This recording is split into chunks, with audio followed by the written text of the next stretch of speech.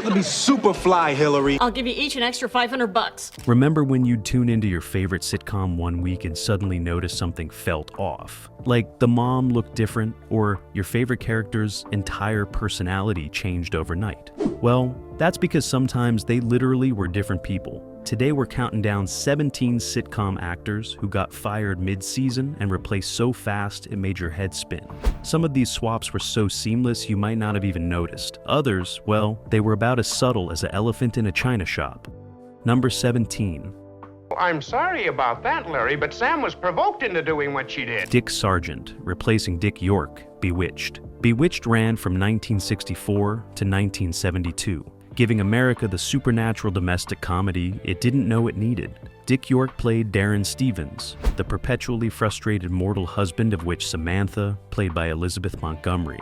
For 5 seasons, York nailed the role, perfecting that exasperated everyman energy as his mother-in-law Endora constantly turned him into animals or made his life miserable in increasingly creative ways. But behind the scenes, York was in agony. A back injury from a film accident years earlier had been getting progressively worse. By 1969, the pain was so severe he could barely stand through tapings. During season 5, York collapsed on set and was rushed to the hospital. The network faced a choice: cancel Bewitched or find a new Darren. They chose option 2. Enter Dick Sargent, who stepped into the role in season 6 like he'd been there all along. The show never addressed the change. No magical explanation, no acknowledgement, just a different face with the same name. Viewers noticed immediately. How could they not? It's like your dad coming home from work one day and being played by a completely different actor. York's Darren had been neurotic and high-strung. Sargent played him calmer, more resigned to his supernatural circumstances. The switch became one of TV's most famous recasts, so much so that people still debate which Dick was the better Darren. York passed away in 1992, while Sargent continued working until his death in 1994. Bewitched proved a show could survive a lead actor swap, setting a precedent that networks would use again and again. Number 16. Looking at them is gonna spoil my dinner. I agree with you, George. Lionel Jefferson, The Jeffersons. The Jeffersons was the spin-off that actually worked, running for 11 seasons from 1975 to 1985. The show followed George and Louise Jefferson as they moved on up to a deluxe apartment in the sky. Their son Lionel, originally played by Mike Evans, was a key character, the voice of reason balancing George's bombastic personality. But in season 2, Evans decided he wanted to focus on writing and producing instead of acting. The network wasn't about to let a main character just disappear, so they brought in Damon Evans, no relation, to take over the role mid-season. It was one of the most blatant same character, different face swaps in sitcom history. The replacement happened so fast that casual viewers might have thought they'd imagined the original Lionel. Damon Evans played the character for 4 seasons. But here's where it gets weird. In 1979, Mike Evans decided he missed acting and wanted to return. The network fired Damon and brought back the original Lionel like nothing had happened. It was musical chairs with human beings.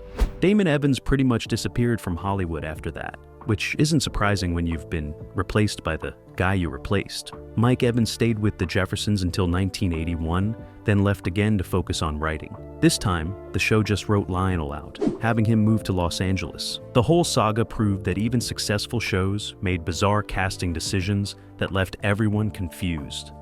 Number 15. Hey, Mr. Trump. Hey, how you doing? Will Smith. Hey, listen, you are getting... Aunt Viv, the Fresh Prince of Bel-Air. Few sitcom recasts generated as much drama as the Aunt Viv situation on The Fresh Prince of Bel-Air. From 1990 to 1996, the show followed Will Smith as a Philadelphia teen sent to live with his wealthy relatives in Bel-Air. Janet Hubert played Vivian Banks, the cultured, sophisticated aunt who balanced warmth with discipline. For 3 seasons, Hubert brought depth to Aunt Viv, making her more than just a TV mom.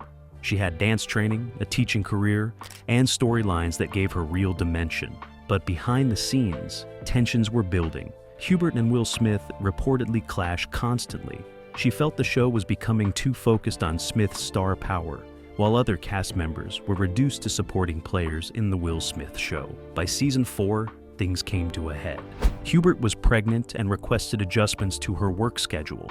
According to various accounts, the producers weren't accommodating, and contract negotiations fell apart.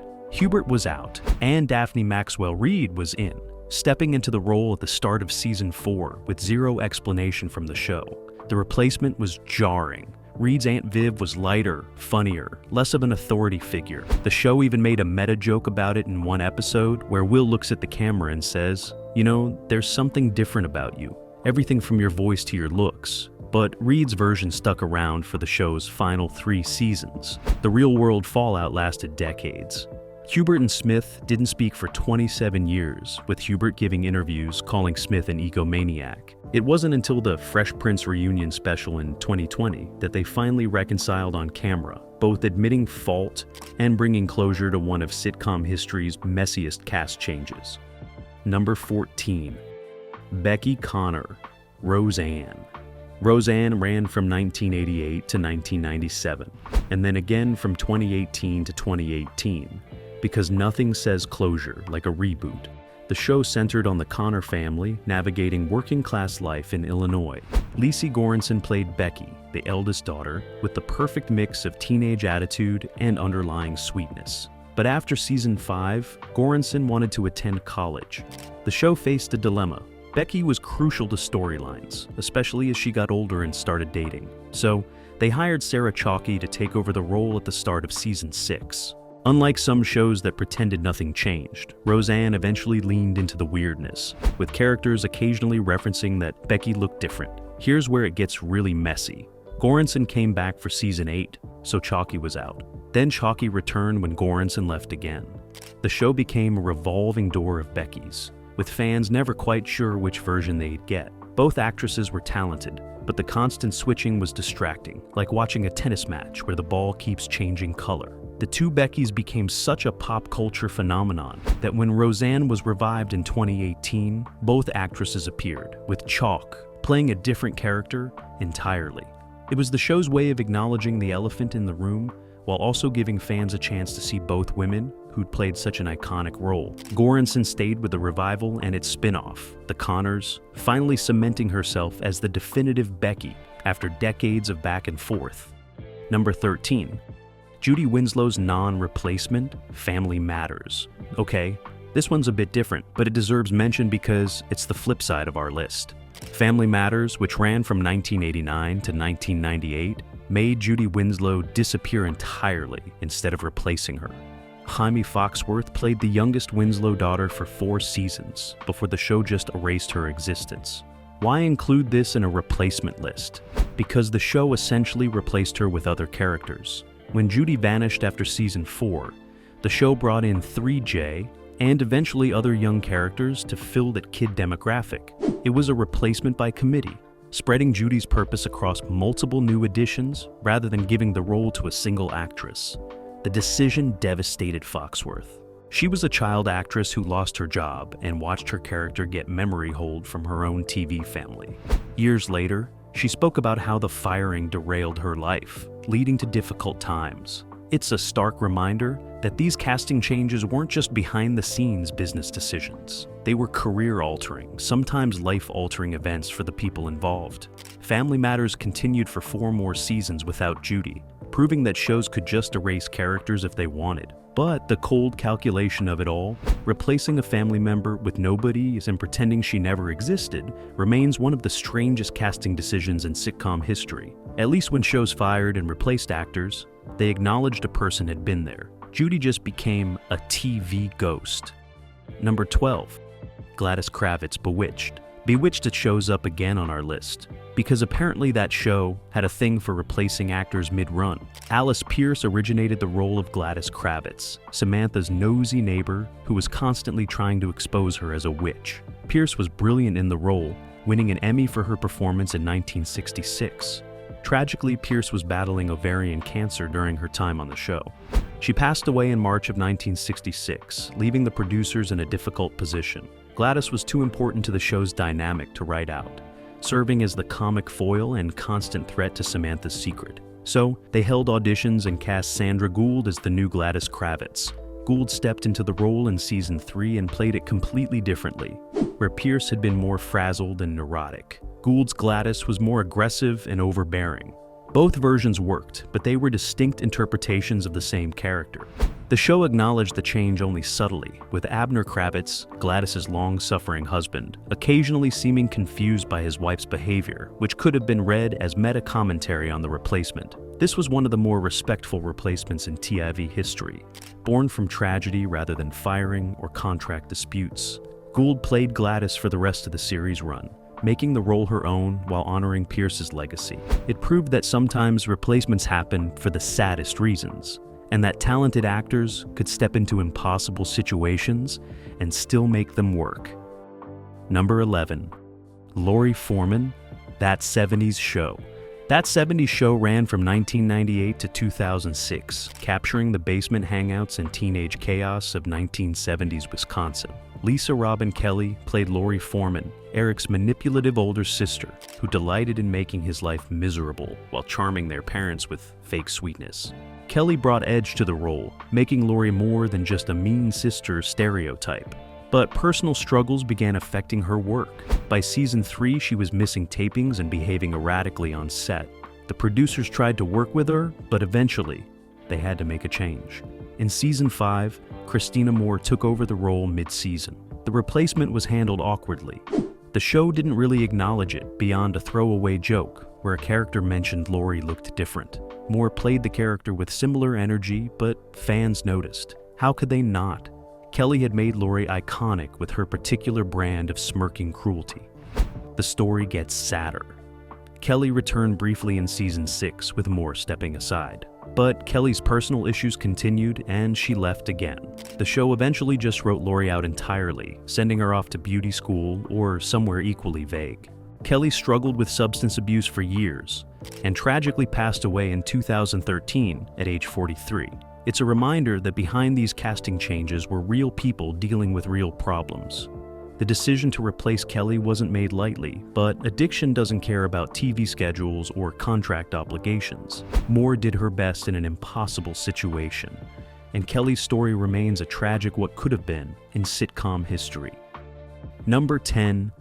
Darren Stevens' Face, the sequel Bewitched. Yes, we're back to Bewitched again because this show is basically a masterclass in replacement casting. We already covered the Dick York to Dick Sargent swap, but here's what makes it even more interesting. The network knew York was struggling and actually had Sargent on standby, ready to jump in if York couldn't continue. When York finally collapsed during season 5 in 1969 and couldn't return, Sargent stepped in so seamlessly that some viewers genuinely didn't notice right away. In the era before DVRS and streaming, if you missed an episode, you missed it. So some fans literally didn't realize there had been a switch until someone pointed it out. The production team made the transition as smooth as possible. They kept Sargent's wardrobe and mannerisms similar to York's, at least initially. The other actors never acknowledged the change in dialogue, treating Sargent's Darren as if he'd always been there. It was gaslighting on a network television scale. The cast and crew were reportedly supportive of Sargent, who handled it with grace, slowly making the role his own. The fact that Bewitched continued for 3 more seasons proved the show was bigger than any single actor. But it also set a precedent that made networks far too comfortable replacing actors whenever contracts got complicated. Number 9. Roz Doyle almost replaced Frasier. This one's a near miss, but it's too good not to include. Frasier ran from 1993 to 2004, giving Kelsey Grammer's pompous psychiatrist his own show after Cheers ended. Perry Gilpin played Roz Doyle, Frasier's sharp-tongued radio producer and best friend. What most people don't know is that Gilpin wasn't the original Roz.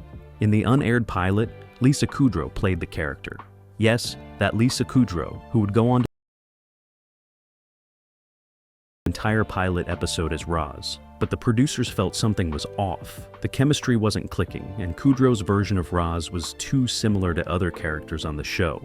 So they made the brutal decision to fire Kudrow and recast before the show even aired. Gilpin came in, reshot the pilot, and the rest is history. Kudrow landed Friends shortly after, which worked out pretty well for her in the long run. Like, winning an Emmy and becoming one of the highest paid TV actresses of all time, well, This replacement happened so early that it barely counts as mid-season, but it shows how ruthless networks could be.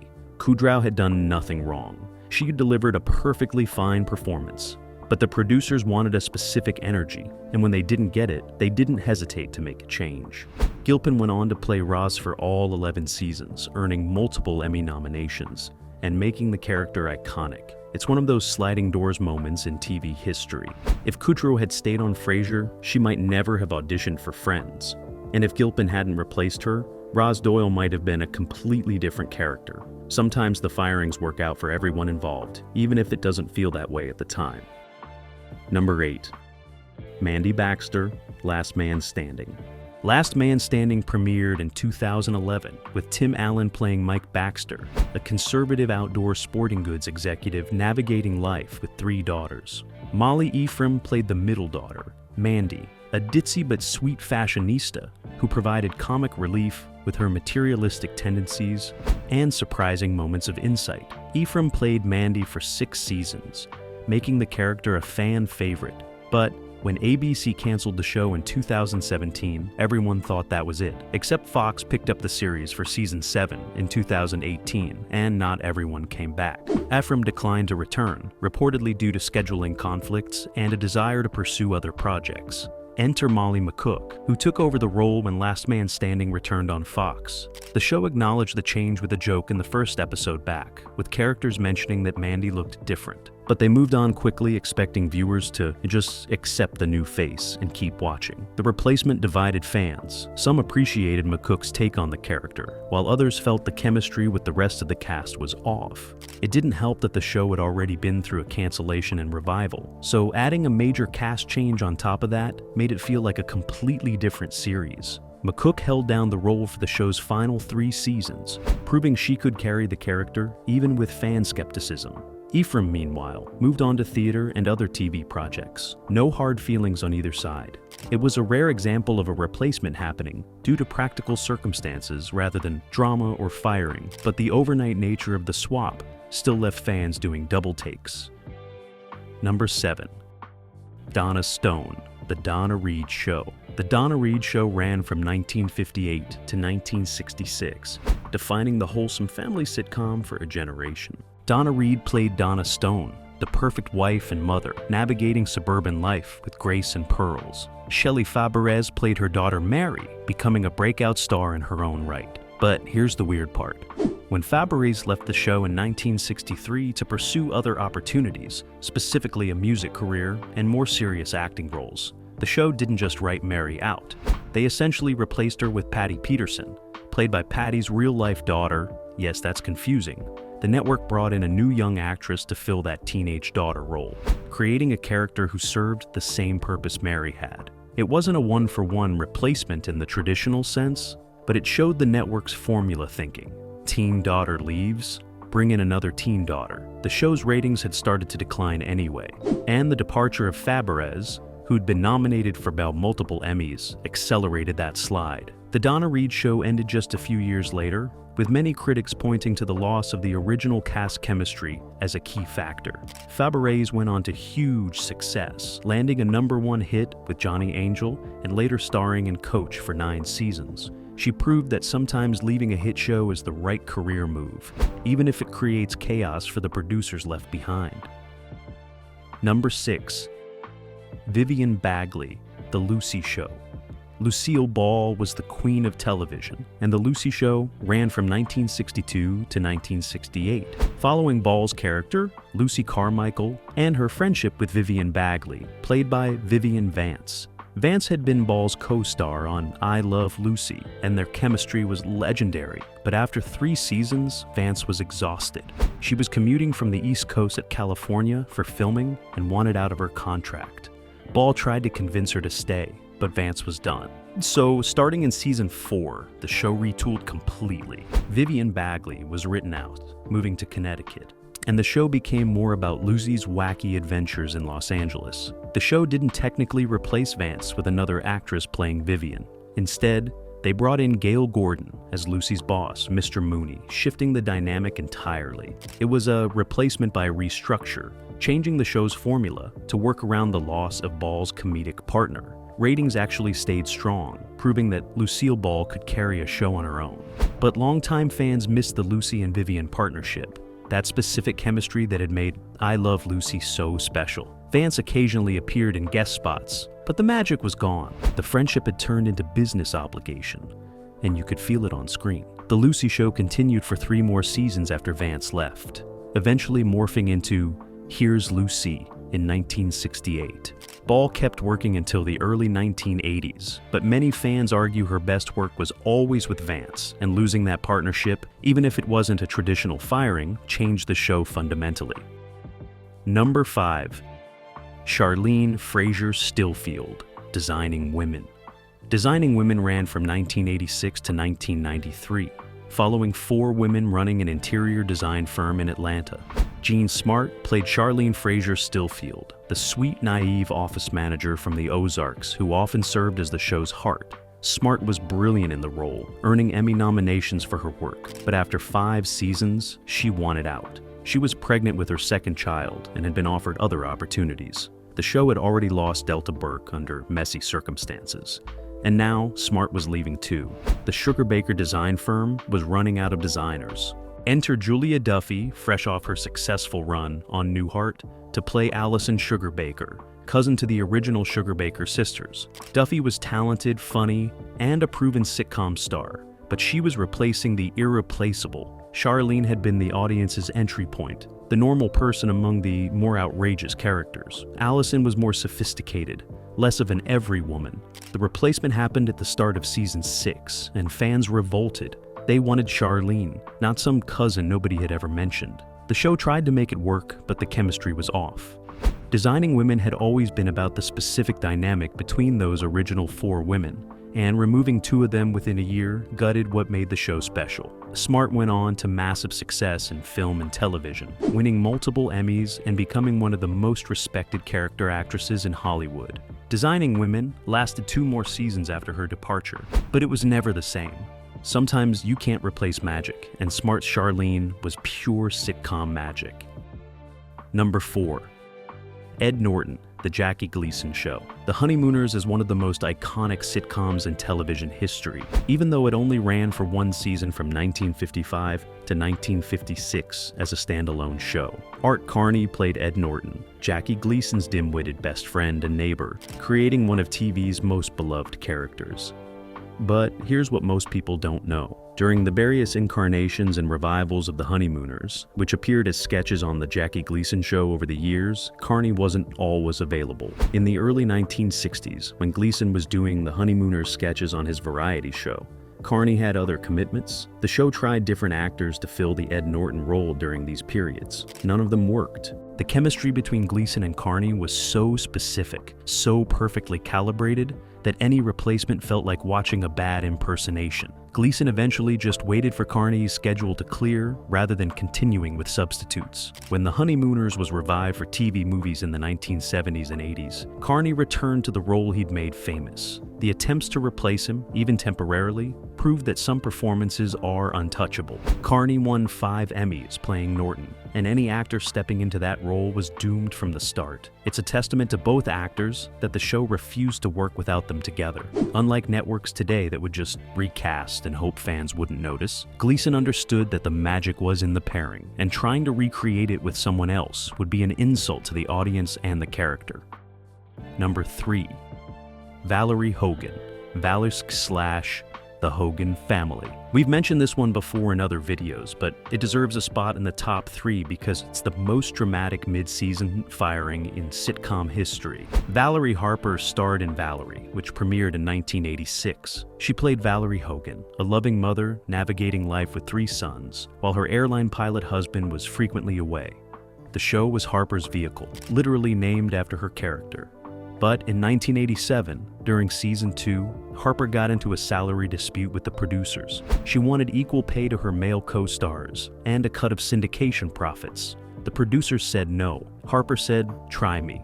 The producers said bet and fired her. But here's where it gets ruthless. Instead of canceling the show or recasting Valerie, they killed her off in a car accident and brought in Sandy Duncan to play her sister-in-law, Sandy Hogan, who moved in to help raise the boys. The show was renamed Valerie's Family, then, eventually, The Hogan Family, erasing Harper from her own series. Duncan stepped into an impossible situation, playing a completely different character, rather than trying to replicate Harper's Valerie. The show continued for 4 more seasons, proving that network television had zero chill when it came to contract disputes. But Harper had the last laugh. She sued for wrongful termination and breach of contract, eventually winning a settlement worth several $1,000,000. The whole saga became a cautionary tale about what happens when actors try to negotiate in Hollywood. Harper was a beloved Emmy-winning actress, and they still didn't hesitate to fire her and replace her with someone cheaper. It was a power move that shocked the industry and showed other actors exactly where they stood in the network hierarchy. Number 2, Suzanne Somers, Three's Company. Three's Company ran from 1977 to 1984, becoming one of the biggest sitcoms of its era. Suzanne Somers played Chrissy Snow, the ditzy blonde roommate whose innocent charm and physical comedy made her a breakout star. By the show's 5th season, Somers was arguably the most popular cast member, so she did what seemed logical. She asked for a raise. Specifically, she wanted to go from $30,000 per episode to $150,000, matching what her co-star John Ritter was making. She also wanted a percentage of the show's profits, which were substantial given its top 10 ratings. The network's response? Absolutely not. And when Somers and her husband manager Alan Hamill started missing tapings as a negotiation tactic, the producers got brutal. They reduced her role, then cut her entirely, replacing her with Jenna Lee Harrison as Chrissy's cousin Cindy, then later with Priscilla Barnes as Terry Alden. The replacement happened so fast it gave viewers whiplash. One season Chrissy was a main character, the next she was calling in from Fresno with pre-recorded phone messages. It was savage. The show even had Somers filming her brief phone call scenes separately from the rest of the cast, a clear message that she was being punished. Three's Company continued for several more seasons, but many fans argue it lost its magic without Somers. Her co-stars Joyce DeWitt and John Ritter felt betrayed by the salary dispute, leading to decades of silence between them. Somers and DeWitt didn't reconcile until 2012, and Somers only made peace with Ritter shortly before his death in 2003. Somers went on to huge success with The Thigh Master and her own talk show, proving that getting fired can sometimes be the best thing that ever happened to you. But her replacement on Three's Company remains one of the most dramatic examples of networks choosing power over people. Number 1, Dick York's literal collapse, Bewitched. Yes, we're ending where we started because the Dick York to Dick Sargent replacement on Bewitched is the gold standard by which all other sitcom firings and replacements are measured. What makes it number 1 isn't just that it happened, but how it happened and what it represented for television going forward. Dick York wasn't fired for attitude problems or salary disputes. He was replaced because his body literally gave out from years of chronic pain. During filming of season 5 in 1969, York collapsed on set.